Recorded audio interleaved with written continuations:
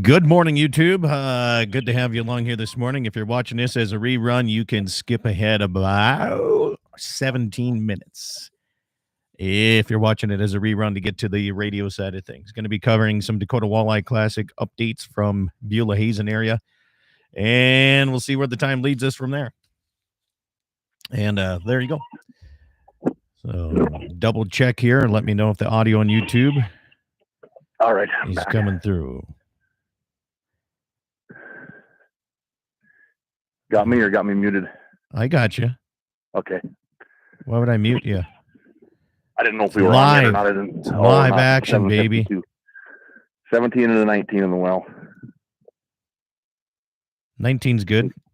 Need a couple 24s to show up now. Yeah, you do. Everything was going real good till I put my big giant foot on my manual pedal and screwed up just about ran into this poor other boat. Thank you, Karen. Good to have you on. Thank you for giving me that. Morning, Scott. Morning, Waylon. Sorry. I'm reading the text messages. They're coming in YouTube. Good grief. Yeah, you're Scott, just so you know. Well, there's some other Scots that message me on here, too. Fair enough. I'll let you know that shit. So. Fair enough. Oh, well, I'm telling you what, man, you get a couple 20, even 20s. If you could turn in an average of 20 inchers. If we can turn in 15 pounds, we should at least be in the money, I would think. Yeah. But you never know. Right now we got about 3 pounds, I'm guessing. Hey, you're ahead of like 95 people. So 95 overall from yesterday. I'm ahead of 170 people. No, 190 boats in the tournament. Well, that's what I meant. Jesus Christ, getting all specific on me, Clay. Hey, I only do good every once in a while. I gotta make sure I get the numbers right. Sarah caught first big fish yesterday, and she caught first fish today. So I understand. I know I lost my place. I don't know. Buck up, camper. Is she in a bikini as she catches it, at least, for crying out loud? Yesterday she was for a while. It was pretty hot out. Hey. There are no bikinis today. We are wet right now. It was a whole lot like last year's second day coming over here. Say, I'm taking my morning ivermectin. Yeah. And I only had a couple drops of Remy Martin to put in there. I got to go get a different bottle quick, so stand by. You're still live on YouTube, though, by the way. So. Oh, well, all right.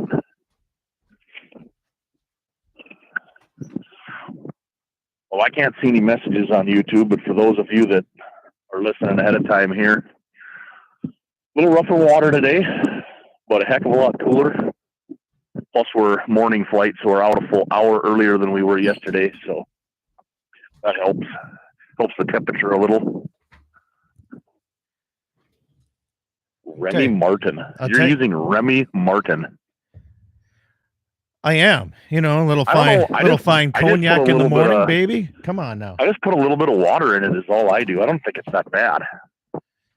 Well, you also like to eat stuff that I don't, so. Yeah, I was going to call in last week. You and, what's his name from Bismarck, rack score? Wayne Muth. Wayne, you guys complaining about grouse. Carp of the sky. Grouse are awesome to eat. The whole damn bird's dark meat. Perfect. And there you have it. I like that dark meat. She's a little juicier. Bullshit, it is. Shit. Dark meat's way less dry than white is. I'll tell you this right now. That one bottle of Remy Martin, according to the YouTube stats here, almost lasted me 2 years. So take that. Well, yeah, when you're only taking a half a shot once a week. Yeah, half a shot. That's right. Half a shot. By the way, I don't know if he's listening yet or not, but one of my clients and friends up here in Hazen, his name is also Scott. See? He made a comment the other day. We were laughing. He was in the office. Made a comment about your weekly ivermectin. The conversation was struck up by the ivermectin water jug that I keep on my desk every day. I get a lot of people. Is that really ivermectin? I'm like, yeah, I'm drinking straight ivermectin like water because guess what? It's water. People, come on now. KGFX logged in, ready to go. Thank you guys down there. Appreciate that. Let's see. Eric from South Dakota, he says, good morning from Sturgis Dragway. Got out of town this week and decided to drag race with Jolene instead of sitting around town. Good for you, Eric. You know, that's one thing I miss. Growing up, Jesse had a neighbor. His name was Bill Reel. And he always had drag cars, man. I remember my brothers jumping in the back of his pickup with a bucket of sandwiches, and they would sit on the back of the pickup all the way down to Sturgis Dragway. Open pickup, yeah. Sounds like a trip to Pendleton you had a few years ago. Wasn't that Pendleton, Oregon? Well, that was a long time. No, that was Cheney, Washington.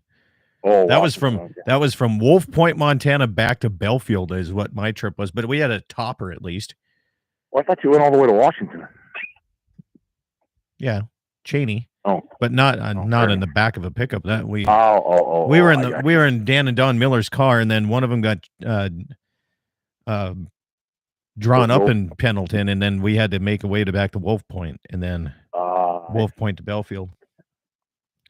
I got you. Oh man, no, I'm excited for you guys, man. I mean, no matter what, your name's on the top 10. I told you you're going to make top 10, and you're only. I didn't know literally it as good like as 5 as pounds good as off. I've heard the fishing is.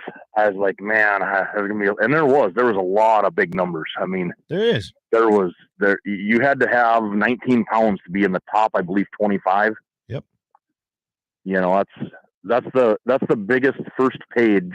And when I say first page, there's about 45 or so teams per page on the printout. That's the biggest first page weights I've seen since you and I have been helping with this tournament, which has been. Yeah. Somebody asked me that the other day, how many years we ran patrol boat. It had to be 6 to 8 years, I'd say. Yeah. I think you were doing it a couple years before I jumped on the bandwagon with you. That could have been, yeah.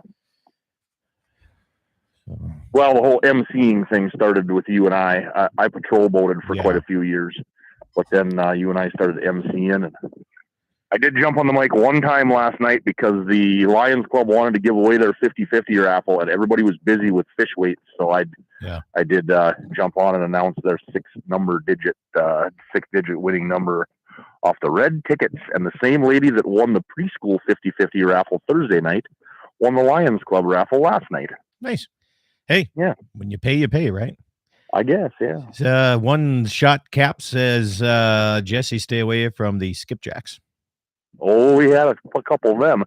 We also talked about doing that next year. I think a few of us businesses should get together and put up like a $500 bounty for whoever brings in the largest bass, because we caught a lot of bass yesterday.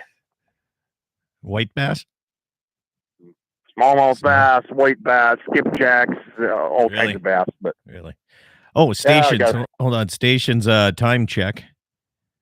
7 o'clock on the dot. Well, it was, but not anymore. Yeah, I passed it, but we're still in the YouTube side of things. So they're in national news. I hope that's what they do. But 7:00:30 station, 7:00:30, 8:00:30 Central Time. Coming up on Mark. I know Todd, the radio god, likes that, so he can back time to the lag between YouTube and what he has. Gotcha. And it works out really well. Yeah, it's probably a 4 second or so lag, I'm guessing. It all depends. It's pretty. It all depends on pretty tight. It's getting better, as some stations get better internet service. Right. Yeah, I was surprised. Too. Some people in that South Carolina meeting, there are people in towns much larger than what Dickinson is. I mean, much larger. And they're struggling. They still have 25-1 as a base package. We went symmetrical with everything. We're 100 by 100, and West River's up there. I mean, there's some places out there, man, that you would think it's like, well, they have way more people, they have way more customers, and yet they suck donkey dick. It's funny. I call in for support at my office sometimes with some of the company websites when I'm doing insurance quotes, and they send every once in a while they'll send me to an actual tech guy, a internet help desk, and every time the first thing they say, well, you probably have some slow internet. I'm like, oh, buddy, like, what do you have for internet where you're at? Well, I've got 100 by 100. I'm like, good. That's 1/5 of what I've got. So tell me what's actually wrong. Yeah. 500 by 500 at home and in my office. Well, how do you get that? I said, fiber everywhere. Good luck. Yeah. Tell me what the actual problem is. Yeah. We're not using a large company like Midco. That's what we're doing. We're a fucking rural cooperative, and we can get this shit done. Yeah. So, anyway. Yeah. That we're right in the season. All right, did you go back to the same spot this morning? Yeah, we went back to the same spot as we fished yesterday. Same spot you caught the 6-pounder last year. But you already got all the big ones out of there. I don't know about that. Hope not, because this is where I'm staking my claim. Hey, stake your freaking claim. Yeah, stake your claim, and if you fill up with 17 and 19s, you're still in it. Yeah, exactly. I mean, good grief, we were happy with a 19 last year. If Sarah can catch 17s and 19s all day, it at least keeps us on the front page. Yeah, absolutely. At least I hope it does. Anyhow. Well, you got to look at. It might get rained on here. Look at that, Sarah. It'll pass though. That little bit came through our place this morning at about 2 a.m. Oh, okay. And now I look outside. It went down to like 10 to 15 mile an hour winds. Yeah. Well, it's not real windy right here now. The lake calmed down a bunch from what it was when we were driving in. Because when we were driving into Beulah Bay in the pickup, we were driving into the bay in Beulah Bay, there was big white caps. Oh, yeah, there's going to be gusts to 35 at 4 o'clock today. But well, it looks like it passes. The clouds and stuff will pass by 10 o'clock. It'll be over the top and gone. But what the backside of the storm is, who knows? Yeah. Well, I was hoping for like 3 days of rain down here. The backside of the storm is going to be windy. That's what it's going to be. I don't know. The wheat's drying. I'm going to go bale up about 100 acres of wheat here today and then head down and keep cutting down south. I couldn't figure out why my depth was reading so wrong, but I have the trolling motor pushed all the way in today. So it's 2 feet, showing 2 feet deeper, or shallower, excuse me.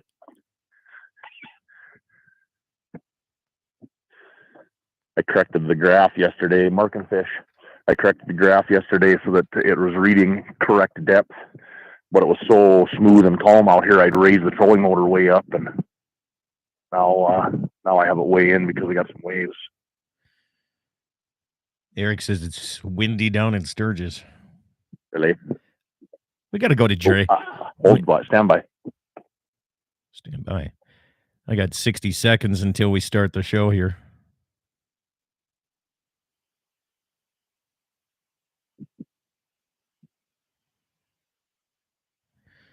I better get the rest of my stuff kind of ready to go here. You have a lot of wind if I put you on speakerphone? Not a whole lot, but I can't hear you very well. Okay. I can hear background noise, which is fine. I can deal with the background noise. That way I can still tell you there. Otherwise, I can't hear you. Okay. I'll put you in the titty pocket, zip you up, and put you on speakerphone because I gotta have hands on poles here. Yep, that's all right. I'm going to turn you down quiet here. We got 30 seconds to showtime. Stand by. Stations 70530. 70530 coming up on Mark.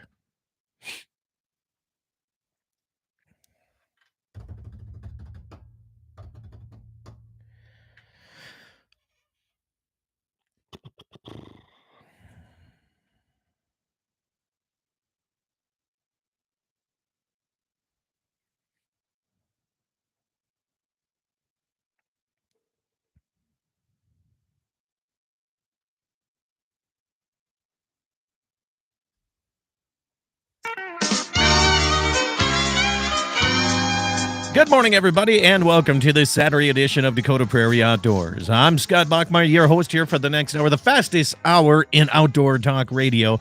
And not only that, one of the only live shows that you'll see here on the radio for quite some time here. So thank you for joining me on a Saturday morning all across the Dakota Territory on stations like KGFX and Pierre Fort Pierre, also KOLY in Mobridge, South Dakota, all the way up to Bismarck on K-Fire 550. Minot up on the Mouse River. I was talking to a couple guys from Minot area at SRT, a rural broadband company up there on KCJB, and KLTC, the voice of the West Dakota in Dickinson. Good to have you along. Also, all you watching on my YouTube channel, thank you for subscribing and coming along with me. This portion of the program is brought to you by Freedom Repair. Now, I know haying is, for some people, still going into it. Well, Swather's been running hard. So are the balers. If you want to get them checked out after the season is done and say, you know what, between now and fall, when we're probably putting some millet down and everything, there's a few things that I want to check out. Contact Lucas Kelly, 701-440-1945. 18 years of experience, works on everything from air seeders to combines, but that baler needs to keep rolling, and your combine needs to get ready too. 701-440-1945, Freedom Repair, veteran-owned and operated. As we get up to the Dakota Walleye Classic is going on right now. It is day 2 in the out of the Beulah Bay area. Jesse Flath, I don't know if he's catching fish or on the phone. Which one you doing, Jesse? I'm trying to do both.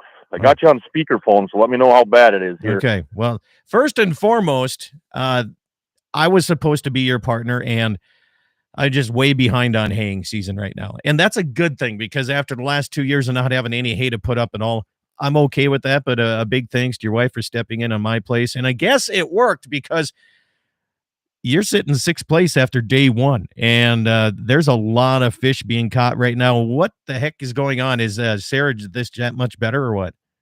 I don't know, man. I know that everybody was asking us, how much pre-fishing did you do? And I had to laugh. And I said, well, today, speaking of yesterday, today was the 3rd time our fishing boat's been wet the whole year. So, I don't know, sunshine somewhere every once in a while, I guess. It does. The pre-fishing thing is interesting to hear, because I hear 50-50 on that. A lot of people pre-fish, and then they go back to the same spot, and they don't do as well. So, yeah. It's fish, right? It's just like hunting. Sometimes you can go out there and try, you have this buck on your game cameras over and over and over every day for 2 months, and then you go out there and sit in your stand and it's gone. Yep. So, but congratulations, sitting right now in 6th place after day 1. You can turn in 5 fish. You can catch up to 10, but you can turn in 5. And you turned in 22.75 pounds on 5 fish, and the leader is 26.99 pounds. So there are a whole bunch of people with 19 pounds up to 26 pounds. Let me tell you, that means fishing must be pretty darn good on Lake Sakakawea right now. That's the thing right now, is I've been hearing it for weeks that fishing really picked up. The lake came up almost 15 feet, somewhere around there, I believe. Yeah. With them poor people down in Red Lodge with the flooding and the snow melt and everything that happened down there. We've had a huge influx of water into this river system, and that's the thing about pre-fishing. A little hard to pre-fish when the lake comes up a foot every day for 2 weeks. Not only that, but I'm guessing, is there a lot of mud? Is it really murky water, or did it clean up? It's where we're at. It's not. I'm not that far west. There's been a lot of guys running all the way west to the Beacon, where it turns up into Van Hook Arm. That's the west border for the tournament. And I didn't get a chance to really ask all them guys if it's muddy over there, but I would guess that as big as this body of water is, even with that huge inflow of water, that sediment's got to settle out pretty fast, I would think. I would think so too. But so where are you catching them depth-wise? I'm not going to give your spot away here, because there may be, just maybe, some teams listening. And if you are listening on your boat fishing the Dakota Walleye Classic or anywhere, send me a text and let me know how you're doing here at 701-425-6651. That's 701-425-6651. Let me know what's going on in your boat. And I won't even your number, it'll just come up, so I don't even know who you are. So I won't give your place away. So, but depth-wise, what are you looking at? Because everybody says the temperature of the water is changing so much because of all that influx of water. It is, but it's still pretty warm. Surface temp right now, my trolling motor is 3.5 foot deep, and it's telling me it's 69.7 degrees, 3.5 feet down. Surface temp is over 70. So the water's still pretty warm, and with as calm as it was yesterday, I really thought that it would push the fish deeper than it did, but we caught fish all the way up into 8 to 10 feet, and we caught some fish in 20 feet. So I think it's just more of a structure deal. But third time in the water for the year, I am absolutely guessing. But here's the thing, Jesse. If I were to call or text anybody that was down in the sheet, let's say down in the 10th through 20th place, even all the way down to 150th place, and ask them to come on the radio and do a little bit of radio, they would say, I'm busy fishing. Okay. Yeah. So I appreciate you going on and saying, you know what, I'll talk to you on the radio here while I'm doing a tournament. I mean, you got to have fun with this, don't you? I mean, come on. That's right. That's right. I mean, it's fishing. But here's another little interesting thing. And if you get, I know if you get a fish on here, I have some extra stuff to talk about. But after day one, 881 fish caught with a total weight of 2,743 pounds of walleye. Yeah, all the fish turned in is over a 3-pound average. Yeah, no, that's just a fish turned in. That's not saying that they, a lot of you guys that caught, that turned in 5 fish was quite a few. That's not saying that you didn't keep, another 5 for yourself. Yeah, we cleaned 5 yesterday to take home. We don't have a lot of fish in the freezer because I don't get out. So I cleaned a couple 18s, a 17, and a couple 15s yesterday that we kept some 15s early on because we just weren't sure what we were going to catch. And that's a fish right there. Caught a fish on the air, baby. Now it's going to be a 24-incher. Let's go for 28. A bass. Never mind. God darn bass. Hey. Well, guy told me on YouTube, you got to stay away from those skipjacks, by the way. Make sure you do that. Oh, we got that. We got plenty of them yesterday, too. Well, I tell you, we got people listening, and they're out bailing this morning already. I'm getting photos of them texting in and Snapchatting and everything. So they want to hear more about the fishing on Lake Kakawea. But what are you catching them on? Are you willing to give that away? I mean, I know some of these anglers are pretty finicky about the information they give out.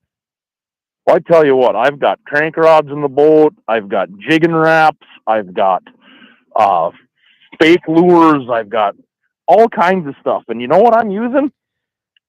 Well, I knew, but I want you to tell everybody. I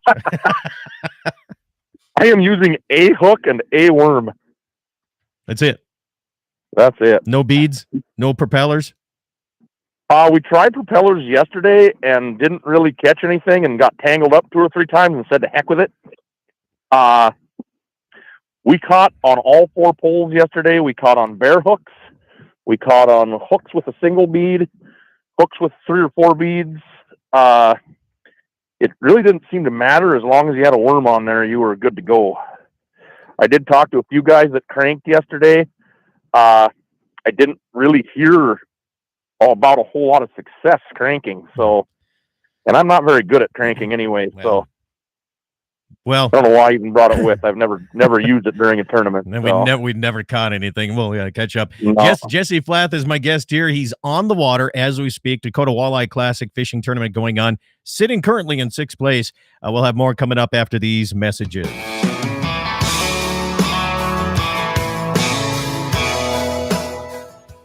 MoPro Guide Service, the best on Lake Oahe. Brent and his staff will give you the most enjoyable fishing experience, always having the latest in electronics, gear, and the most comfortable Lund boat on the water. Fish with somebody who lives in Mobridge, South Dakota, the heart of Lake Oahe. If you need a place to stay, the Morest Motel has newly updated rooms with free internet, a family-owned and operated business. Go to OaheWalleyes.com. That's OAHE Walleyes.com for the best fishing experience Lake Oahe has to offer. It's every American's right to bear arms. At Mandan Sporting Goods, we're here to help you support your Second Amendment rights, which reads, a well-regulated militia being necessary to the security of a free state, the right of the people to keep and bear arms shall not be infringed. Whether you're looking for a pistol for personal defense or collector gun, we have the staff to help you. We also have the area's largest inventory of ammo and reloading supplies. Mandan Sporting Goods, the area's local gun and ammo specialists. Our outdoor heritage is important to North Dakotans, and the state's oil and natural gas industry is advancing the possibilities for conservation.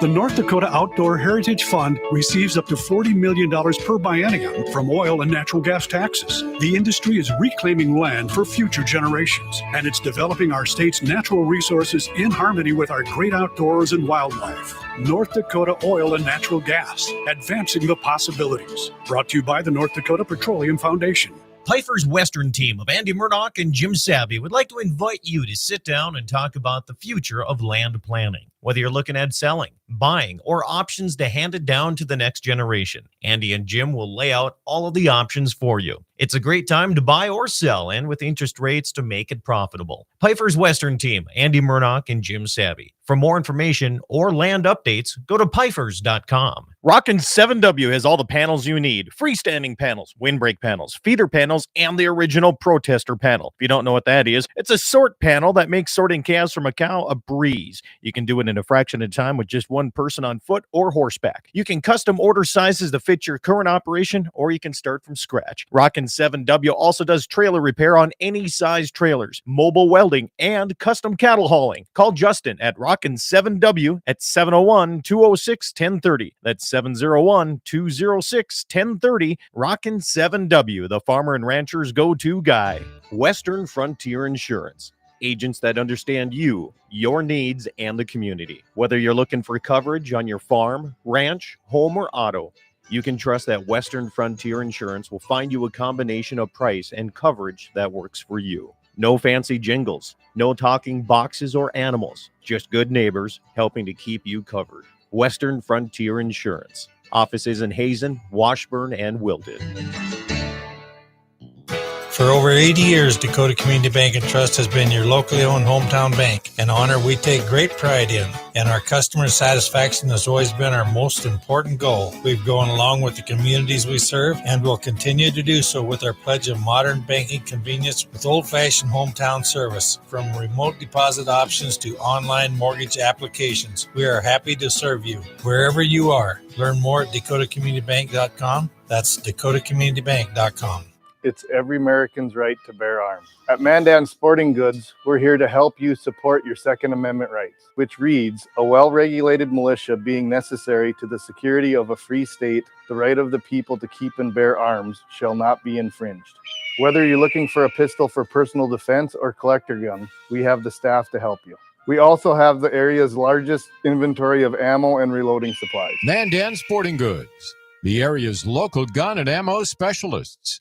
Piper's Western team of Andy Murdoch and Jim Savvy would like to invite you to sit down and talk about the future of land planning. Whether you're looking at selling, buying, or options to hand it down to the next generation, Andy and Jim will lay out all of the options for you. It's a great time to buy or sell, and with interest rates to make it profitable. Piper's Western team, Andy Murdoch and Jim Savvy. For more information or land updates, go to pifers.com. On that road, but don't you worry, one day I'll settle down. And when that time comes, I hope you're still around. I hope you're still around. I hope you're still around. I hope you're still around. Welcome back, everybody. It's Dakota Prairie Outdoors Saturday edition. Good morning. Music right there from Benny Paulson and Breaking 8. So if you want to check out more of his music, feel free to do so. I believe he's on iTunes and all the music sources that way. Not only that, he called in back a couple weeks ago, and he says he's recording new stuff. So that's pretty exciting to hear. So check it out. Breaking 8 here. Hey, Jesse Flath is my guest here. He's on the boat, sitting sixth place in the Dakota Walleye Classic. Are you situated, ready to talk again a little bit, or you got a big fish on? Nah, we're good. I just screwed up a little bit here, but that's all right. Well, if I'm holding you back here, just let me know. Oh, no, you had nothing to do with it. Normal foobar, snafu, both at the same time. Well, can you bait a hook at the same time you're on the phone with me? Oh, yeah, I got your hands free. You're on speakerphone, so it might get a little windy here. Good enough. Would you be a master of that if you would say so? Yeah, I would. Okay, just making sure of that here. So I got to keep it somewhat PC but fun. And I said, Eric, he's down at the drag strip in Deadwood, right, or Sturgis, and which I told you this before we went on the air on the terrestrial radio here, but he said life's too short not to have fun. So got to have a good time, man. That's true. Fishing on the big water, Lake Sakakawea, east and west boundaries again on this fishing tournament are what again, Jesse? The west boundary is what they call the beacon. It's where you make the corner to go up into Van Hook Arm, and then basically straight south of that on the south shore. And then the east boundary would be the west edge of Douglas Bay over by Garrison. You cannot go up into Douglas Bay. And then the south boundary is straight south of that on a kind of a high point cliff. I don't know what the name of that bay is, but. So let me ask you this question here. You said the second flight just went out. I mean, there's 190 boats, 2-person teams, and there's 2 different flights. So yesterday you were in the second flight. So that means you were in the first flight this morning. And correct. How many, I mean, when you talk about, you said the second flight just went by you, a whole bunch of those boats, and they're big. And they got still going by me. 400 horsepower motors on these things. And, is it somewhat kind of refreshing to be sitting in 6th place after day one with a boat that probably would sell online for like $10,000?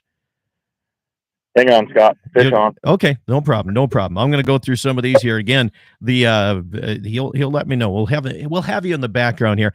So the top 5 teams here have been above 20 pounds. Now, I've been helping at the Dakota Walleye Classic for a few years, and if you were right around that 20-pound mark, there's a good chance that you'd be in the lead here. But yesterday, there was probably 15 teams above the 20, and another 10 teams probably in that 19-pound range, whole bunch in the 18 and 17. So the top team, Travis Clemens and Roger Schumann, they turned in 5 fish with 26.99 pounds.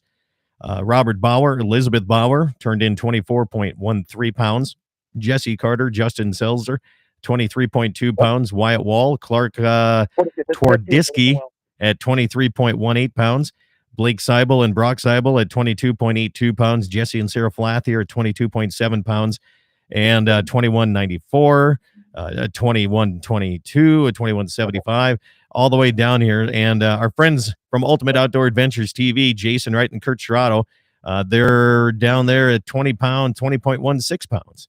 And it looks like the largest fish turned in yesterday was about a 10.46 pound walleye. So pretty impressive there, some of these numbers. And I've been hearing this from people over and over and over. Before the Yellowstone flooding, they said that the fishing was very, very slow because the water levels are so far down. Not to say that the fish weren't there, but all of a sudden, at this water increase and kind of disturbing things up a little bit, I've heard for the last couple of weeks that the fishing's been great. So, and it's showing here in the numbers too. So that's what's going on here in the at least top 6, 7 people here, top 10. And we'll get to some questions. If you do have questions or comments for Jesse or Sarah, because she is in the boat, whether she wants to be on the radio or not, we'll see. 888-932-5682 is the toll-free number, 888-932-5682, 888-9-DAKOTA. You can also text me at 701-425-6651. And there you go. So check it out. Did you catch your fish? Jesse, you're with us back again?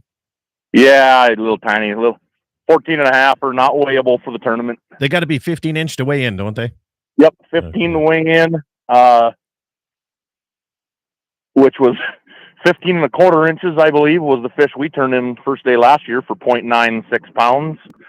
But we did not get skunked. We didn't get skunked. Our first goal. That's right. So Wayne Muth is asking, do you guys think that tournament fishing has a negative impact on the fish numbers overall? Now, good question, Wayne, because I was going to bring this up along with some other things about the fishing side. So what do you think, Jesse? I don't think so. Because... Well, hold on. 881 fish out of a system within 15, 20 miles in one day. Yeah, and it'll be that many again today. And you know what? Guys will come out here next week in the lake, and they'll be catching 24 inches all over the lake again. This is a big, big, big, big lake. There's always been a discussion about whether or not Lake Sakakawea could be fished out or not. Or any body of water for that matter. Well, small bodies of water can be fished out because there just aren't as many fish in there. And the smaller the body is, I think the easier they are to catch.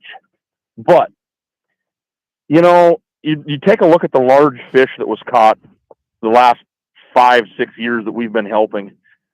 The biggest big fish ever caught in this tournament was just a couple years ago. 12 something, wasn't it? 12 pounder or 13? Yeah.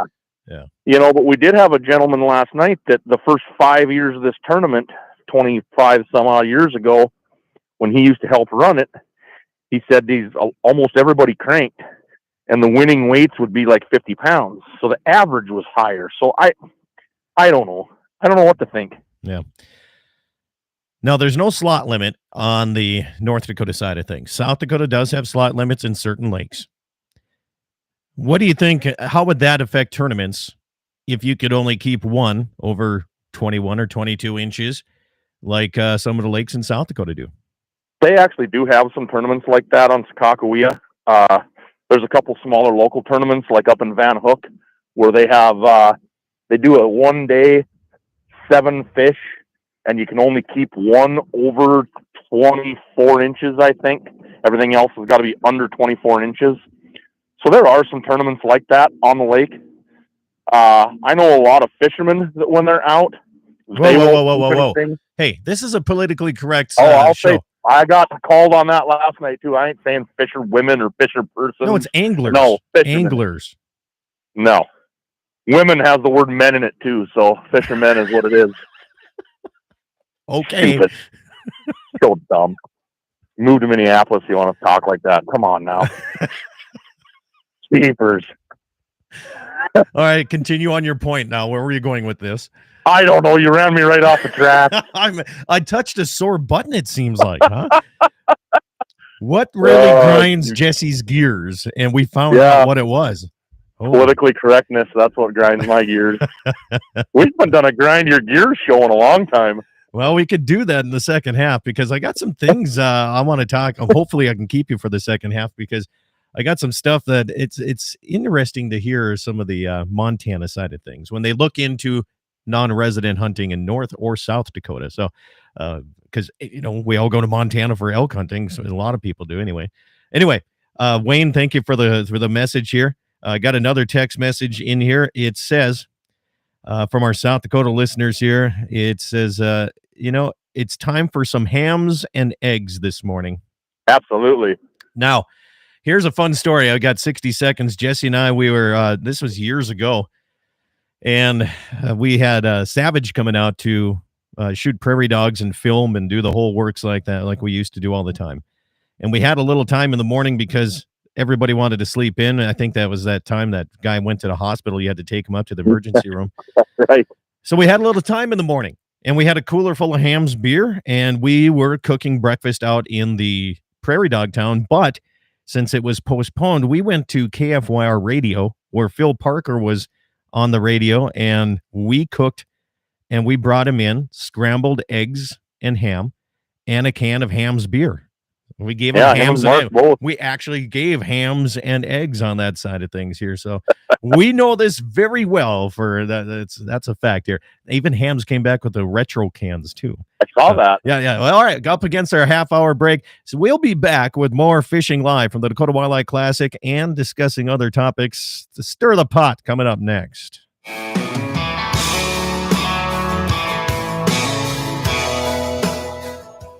MoPro Guide Service, the best on Lake Oahe. Brent and his staff will give you the most enjoyable fishing experience, always having the latest in electronics, gear, and the most comfortable Lund boat on the water. Fish with somebody who lives in Mobridge, South Dakota, the heart of Lake Oahe. If you need a place to stay, the Morest Motel has newly updated rooms with free internet, a family-owned and operated business. Go to OaheWalleyes.com. That's OAHE Walleyes.com for the best fishing experience Lake Oahe has to offer.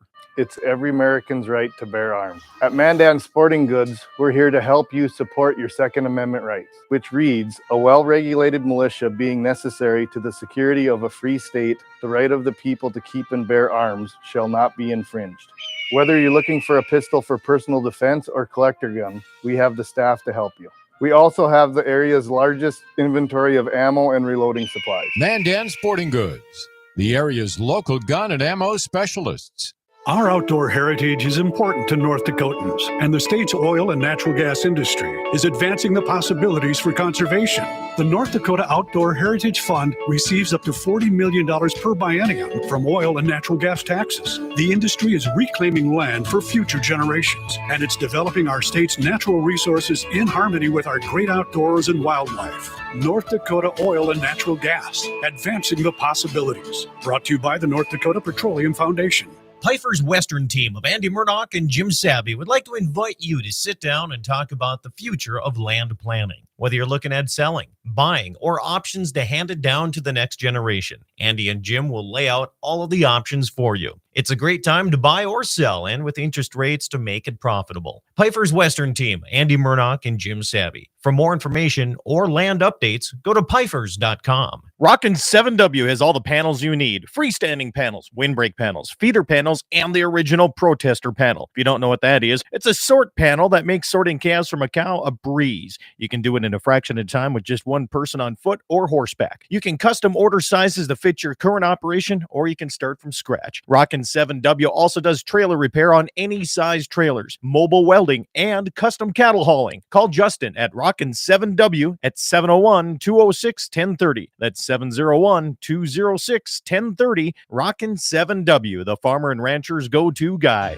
Western Frontier Insurance. Agents that understand you, your needs, and the community. Whether you're looking for coverage on your farm, ranch, home, or auto, you can trust that Western Frontier Insurance will find you a combination of price and coverage that works for you. No fancy jingles, no talking boxes or animals, just good neighbors helping to keep you covered. Western Frontier Insurance. Offices in Hazen, Washburn, and Wilton.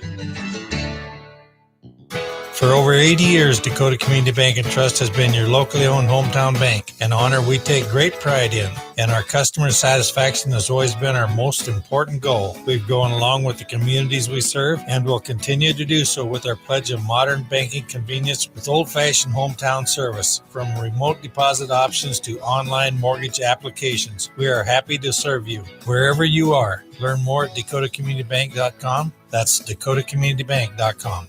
It's every American's right to bear arms. At Mandan Sporting Goods, we're here to help you support your Second Amendment rights, which reads, a well-regulated militia being necessary to the security of a free state, the right of the people to keep and bear arms shall not be infringed. Whether you're looking for a pistol for personal defense or collector gun, we have the staff to help you.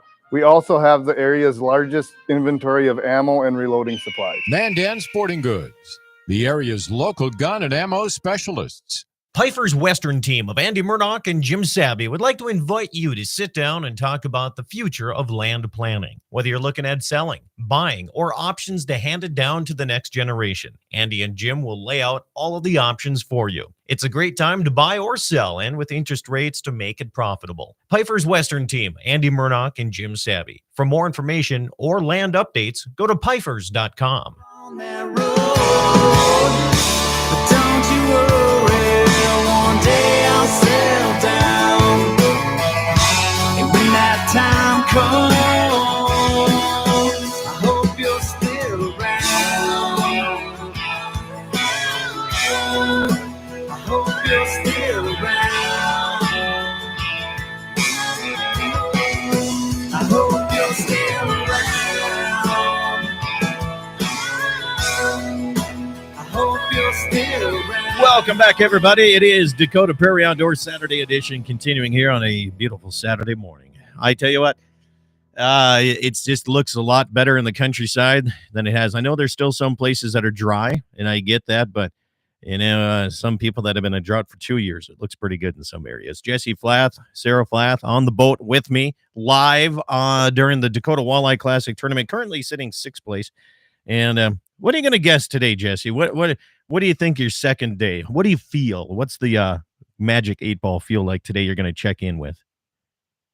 Right now, I feel like I've got about 4 pounds in the well is all. So that's a come tough on. deal. You gotta have a little. Yesterday didn't start off real stellar. We got over here to the spot, and I pulled up my Hummingbird, went to turn it on, and it would not turn on. It took me about 10 minutes to get it to light up. I was about to have a stroke. finally got it figured out, got it lit up, went to fishing, and we fished for probably an hour and 45 minutes before Sarah caught our first fish. So I was getting to where I was about to give up on this spot, and then we pulled in that first 24-inch fish and decided to stay here and grind it out all day, and ended up with a decent bag full of fish. You know, that's the thing. I wonder sometimes people, if they, because when I've seen this, there'll be people, whether we're patrol boating or we're fishing or whatever it is, the teams with the big motors that can cover a lot of ground in a hurry will come in, they'll scan everything, do a couple passes, maybe throw a line in there. If they don't catch anything, bam, on to the next place. Yeah. Now, maybe it works. I don't know. Maybe it works. We don't. I've already seen 3 boats leave this position this morning. So, yeah. So when you catch a good fish and there's anglers, that's right, you heard it right, next to you. How do you keep it secret? Do you try to keep it secret, or you be like, yeah? I hold it up in the air. Yeah, darn right. Good for you.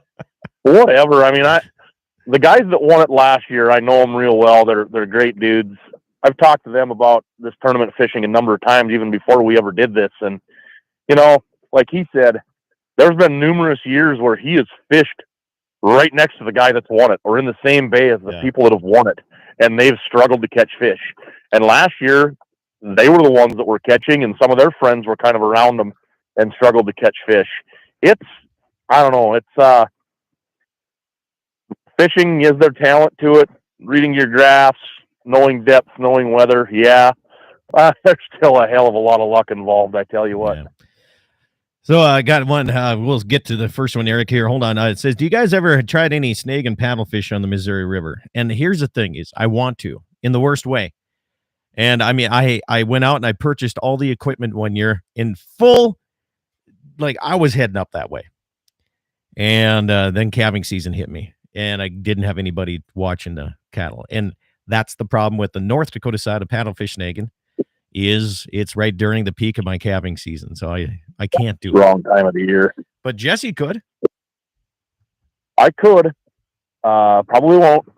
Why not? I don't know. It just doesn't intrigue me, I guess. Too many people. I would rather, at that time of the year, I'd rather go put this boat in the tail race and catch those spring fish down in the tail race. I only got to drive 15 miles, and I can do it any evening of the week. I don't know. I heard it's a rush if you actually hook into one, but it's one of them things that's just not. It's on my list, but it's way, way down there. No, I'd like to do it. So another Eric says, how many rattlesnakes have I found in the prairie dog town? Well, here's the thing. I found a few in the prairie dog town, but we have been on a mission in my area. And I thank like 3 other neighbors in jumping in on this with me. We have been poisoning the prairie dogs like for 3 years straight now. And I mean, we have been putting the hammer down on them. So there's a substantially less. There's no doubt about that. And Swanky Pest Control, right out of Marmouth, Marmouth area. If you want somebody that's on top of getting rid of prairie dogs, these guys do a phenomenal job. The rattlesnakes I've been seeing, Jesse, have been on the gravel road in the evening when I'm coming back from haying or headed out to go haying. I have ran over a ton of snakes, and I bailed up. Actually, I cut a couple with my swather, but I bailed up 3 of them. And the net wrap, they get somehow, I don't know how they get caught in the net wrap. But when I kick a bail out, they must somehow bite at it or do something, but they get wrapped up in that net wrap when the bail comes rolling over the top of them. And they get caught up in there, which is kind of a son of a gun because I don't want that in my hay. So I have to go out and get them out of there somehow. Let them die and grind them up. Oh, yeah, protein, yeah. That's just what I need. I had to put one cow down to because of a rattlesnake bite already this year. Man, it's bad. So paddlefish is good eating fish, no bones. It's all cartilage. Yeah, I suppose. Easy to clean. Yeah, well, because they do it for you. Oh, yeah, that's right. Up in this side of it. Eric says, I always seem like I almost get bit every time I go shooting. Really? Oh, we don't. Boy, I've never had that happen. No. So here's what I want to throw at you while you're fishing, okay? Okay. Listening to a Montana talk show yesterday. And I don't know exactly what the legislation or what's going on with the game fish parks or however they do it over in Montana side.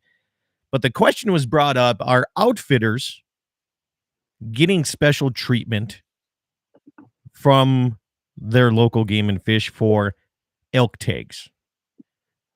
And it kind of came to my mind going, wonder where side I stand on this. You always ask yourself when you hear this, are they getting preferential treatment because, they bring in this X many dollars into the system? Because I believe in Montana, I'm not positive on this, but I think Jim Sabby told me, he said that there was something like 10% of what you bring in goes back to the game and fish in certain things if you're an outfitter. There's 10% of your money? Yeah, there's some type of fees, right? Oh, So, I got you. so if you charge $5,000 for this, you got to give 10% of that back in, or somehow that works. I'm not positive that's how Montana works, but I know in some situations it is. And there's some pretty big outfitters over there, including one guy that used to have bucking bulls for years and years and years, probably one of the best bull riding coaches out of that Great Falls area. And I've had him on the radio many, many times. He's a big time outfitter over there, but he retired. And he'd be one that I should probably ask this. But anyway, are they getting what's the take if they are? I mean, are they not allowing other people that, some of the people that called in says, well, they're keeping their stuff, it's all private land. None of it's on BLM or Forest Service. This is all private land issue type stuff. And there's some people are calling and complaining, well, it takes away the chances for other people to go hunt elk.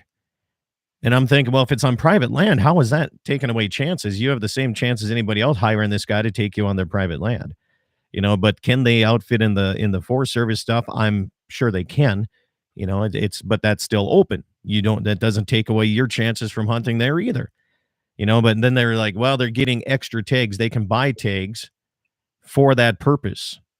So, I'm not sure where I stand on that. That's the only way that I would see that they have any type of an advantage, if they're allowed to just purchase outfitter tags without having to go through any type of a points or draw system. But I'm not sure how Montana works. But why would that be a problem, Jesse? I'm playing devil's advocate on a lot of this because I haven't researched or thought about it enough myself. If I'm an outfitter and I have to, right, in say, let's just take North Dakota, for instance, because I know the value of the prices. They charge $30 for the tags. Say it got to a point where there's so many tags that an outfitter can purchase up to 5 of them, and I have to pay $2,000 a piece for these tags. Right? Well, yeah, that'd be like over in the eastern part of the state where they've had huge problems with whitetails in the past. Yeah. If you wanted to outfit for whitetail because there's a whole bunch of them and they charge you for the tags, whatever.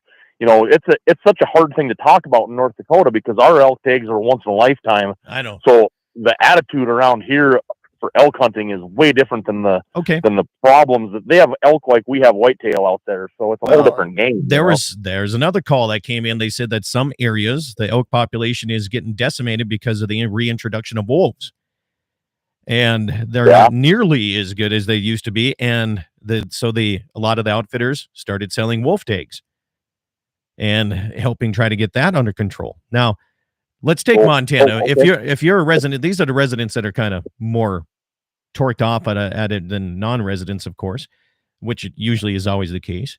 But I think a resident elk tag for Montana is fairly cheap. I don't know what it is, a couple $100 or something like that. And some of them get them right over the counter. Now, right. So the outfitter pays X amount of dollars over that to get a few extra ones. And I just don't know where I'm sitting at. I don't see a problem with it because everybody has the same chance of going to that outfitter. Everybody's, oh man, it costs too much. They charge $5,000 to go into elk tag. Well, then do it yourself one. You know what I mean? I would compare the people complaining about the outfitters taking up land for elk out there, just like the people that complained about the couple of outfitters for pheasants around Mott, Regent, and New England. The couple of those companies that were doing guided pheasant hunts were locking down a bunch of private land. They're paying the private landowners for access, and then the private landowner was posting up all their stuff and not letting anybody else hunt unless you went through that guiding company. And that got a whole bunch of the people that have been hunting on that ground for years and years all mad because now, oh, you're just going to take the money and you're going to let just the outfitters on your land. And you know what? Yeah, it sucks, but that's another way for that landowner to make some revenue to help pay for fences and help pay for fertilizer. So it's a double-edged sword. That landowner can do what he wants to do with his land also. So if you got a elk guide that's willing to pay you as a private landowner to lock down your land for his guiding service, take advantage of that. Yeah. That's what private landowners are. That's the only thing we have left. Yeah. I mean, that's it. I mean, but evidently the relationships that these people have made that they were pheasant hunting on this land for so many years evidently wasn't strong enough a relationship, to go past that. Yeah. You know what I mean? Yeah. That's the thing that really gets me is that, I talk to everybody about this. It's all about landowner relationships. And it seems like that's going by the wayside. Jamie Breck says, never seen a rattlesnake when shooting prairie dogs. Hopefully it stays that way. And also he'd be more than happy to trade a lifetime elk tag for a muley buck tag. And I see that out of a lot of people that, that muley tag in certain parts, whether it's North or South Dakota, that muley tag is a coveted tag to get sometimes. Yeah, it is. So, yep. Yeah, you're on about 5 to 6 year average most of the time. And there's a few guys that have drawn them back-to-back years, and I'm one. I haven't put in for a while. I've been hunting some whitetails, and I decided to put in the last couple of years. I drew this year with 3 points. That's kind of unheard of. Usually it's at least 5 points to draw your mule deer tag. I really didn't expect to draw this year. You got a muley buck tag? Yeah. Speaking of which, see if Did you get your gratis yet? I'm looking here. You don't even know, do you? Well, I haven't checked. I haven't checked since last week. Oh, So I mean, I've been a little on the busy side trying to get some hang done, and had a little consolidated trip. Oh yeah, you had your board trip. That's right. Resident gratis deer application. Hey, I've been approved. There you go. And I can see why. So my approval is probably different because every year, God damn it, my land changes, and I submitted a lot of lease land and if I pick up a piece here or there, so my land is always changing. So I'm sure they have to go through and check all that stuff, but I do have to submit all of the paperwork, and that's always submitted. Thankfully, through the Grazing Association, it's easy to do that. So, but yeah. Oh, by the way, Pronghorn Lottery, if you're on the North Dakota side, application deadline, August 3rd. It just opened up a day or two ago or something like that. And they had their press release that the season was set. Yes. But that day and the next day, the applications weren't open. So it is open now? It is open right now. You can go on and apply. And also there's first 3,500 deer licenses on a first come, first serve basis coming up. That will be able to start that on August 17th. So if you want some extra ones, mostly all antlerless, but there's a lot of units with them. So, and like 1,000 tags available in 3F2 back where my mom's place was there. So yeah. So there you go. A couple things going on that way. South Dakota side, the Tundra Swan season online applications start August 1st. Fall turkey season online application dates is August 10th. Custer State Park Trophy Buffalo application is August 16th. And Custer State Park non-trophy buffalo is also the same day. Would you do a buffalo hunt if you had the chance, Jesse? Probably. Oh, absolutely. And the mayor of Mulbridge is already in for South Dakota Pronghorn. That's open, ready to go. So get in on that too. So there you go. Any other fish before we go here? We got 4 minutes. No, I just turned around, going to head back down this line. Got to the end of where we were seeing and catching fish yesterday. So just swapped the boat around and heading back the other direction. So just getting lines back in the water again. We tried making a big old loop yesterday and decided we just wasted time. And just now I tried to make a loop, and for the first time in a day and a half, I tangled into Sarah's line, so she was real happy about that. Well, got to get those long flat poles out there. What you got to do? Get some planer boards on there when you're going after walleye. There you go. Get her hooked to the side, huh? Yeah. So, Well, here's the thing, though. As soon as we get off the phone, and you can even post this on your Facebook page or social media or do some TikTok dance challenges on your boat, which would be kind of hilarious.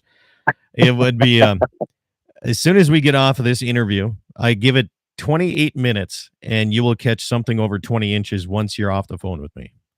All right. We'll Is- put that. We'll lock that down. That's But a good prediction. Once I we're like off it. that, 28 minutes when I hang up on you. So, but All right. anyway, yesterday you've turned in 22.75 fish on 5. So I mean, you're averaging over 4 pounds on these things. That's a good walleye. I mean, on any day. Yeah, them 24, 23, 24 inches are a lot of fun to pull in. They look big in the old net. Yeah. Not as big as that 6.5 pounder yours last year, but still a pretty big fish. That felt like a log. I felt like I was tangled up on something. I thought for sure you were hooked on some big rock, but then it kind of started to come, and then I thought you had a carp, and we were both wrong. Yeah. I got it up by the boat, and you're like, oh, you got a carp. Oh, that's not a carp. Hold on. Let me get the net. Yeah, I'm like, oh, wait a second.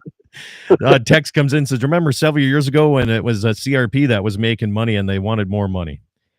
Yeah. And my theory on the CRP was, when that first started out in the 80s, it was to take highly erodible land out of production. It was never anything to do with wildlife. It was just a happy coincidence that it happened to be really good for wildlife. Right. So that's how that happened. But yeah, and that's still a fight. People that have acres in CRP, they can still post it, no hunting. And people get mad at that, man. Oh, yeah. I mean, you're getting payments, and I got a neighbor that makes more payments from Fish and Wildlife Service and Game and Fish programs than he does on anything else he does. So, yeah. And I can't believe, what's this here? Can't believe he can find fish. I fished with him and he didn't find me anything. That's Daryl Leaf. Yep.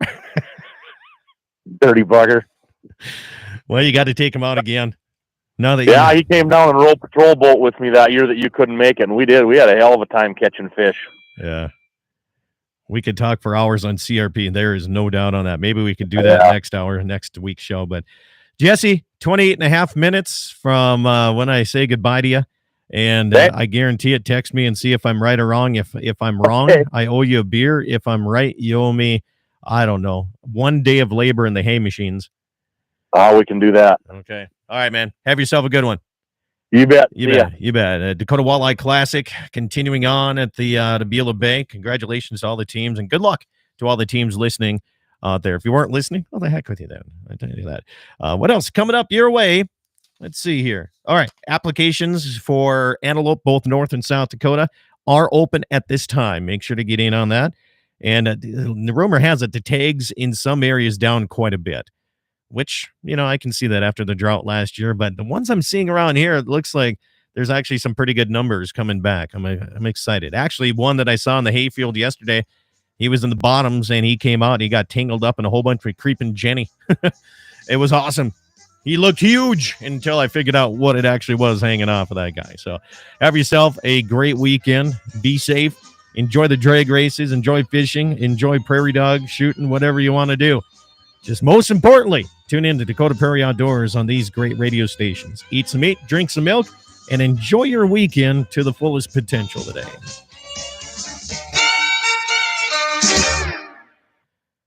All right, radio stations, thank you so much. Those of you watching on the YouTube, appreciate you guys tuning in. And always Dave from Minnesota, all those guys, thank you guys for tuning in and checking it out each and every Saturday morning. And we're just going to continue on having a little bit of fun in this little place we call heaven on earth. So have a good one. I got to get to putting some bales up here this morning, so we'll catch you later.